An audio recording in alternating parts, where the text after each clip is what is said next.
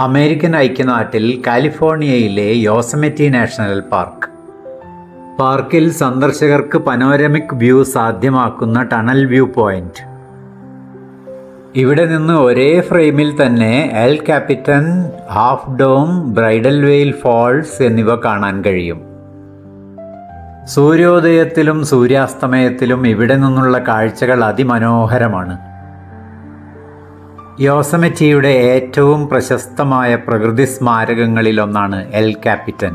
ഏകദേശം 3000 അടി ഉയരത്തിൽ യോസെമിറ്റി താഴ്വരയിൽ നിന്ന് ഉയർന്നു നിൽക്കുന്ന ഈ ഭീമൻ ഗ്രാനൈറ്റ് പാറ ലോകത്തിലെ ഏറ്റവും വലിയ ഒറ്റ ഗ്രാനൈറ്റ് ശിലാസമുച്ചയങ്ങളിൽ ഒന്നായി കണക്കാക്കപ്പെടുന്നു.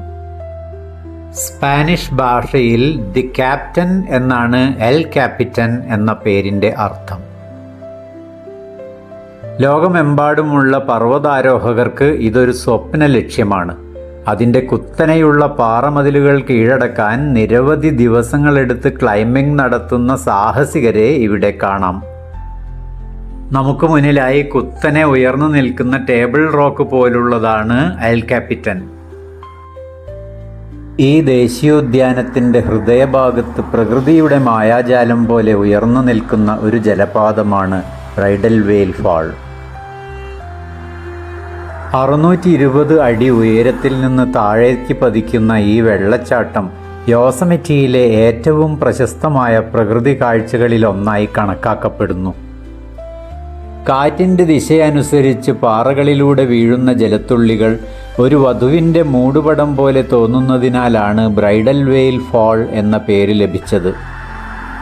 വസന്തകാലത്ത് മഞ്ഞുരുകി വരുന്ന വെള്ളത്തിൻ്റെ ഒഴുക്ക് ശക്തമാകുമ്പോൾ ഈ വെള്ളച്ചാട്ടം അതിൻ്റെ ഏറ്റവും ഭംഗിയാർന്ന രൂപത്തിൽ കാണാം.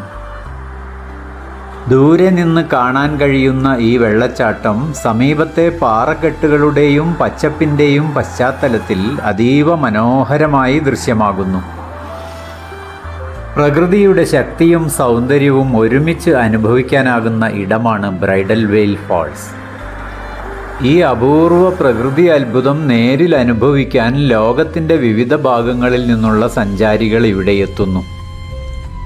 ഏകദേശം 7,48,000 ഏക്കറിലധികം വിസ്തീർണമുള്ള ഈ ദേശീയോദ്യാനം കാലിഫോർണിയയിലെ സിയറ നെവാഡ പർവ്വതനിരകളിലാണ് സ്ഥിതി ചെയ്യുന്നത്. യോസെമിറ്റി നാഷണൽ പാർക്കിൻ്റെ അരമണിക്കൂർ ദൈർഘ്യമുള്ള 2 വീഡിയോകളുടെ ലിങ്ക് ഞാൻ ഡിസ്ക്രിപ്ഷനിൽ കൊടുത്തിട്ടുണ്ട്. അതുകൂടി കണ്ട് അഭിപ്രായം പങ്കുവെക്കണേ.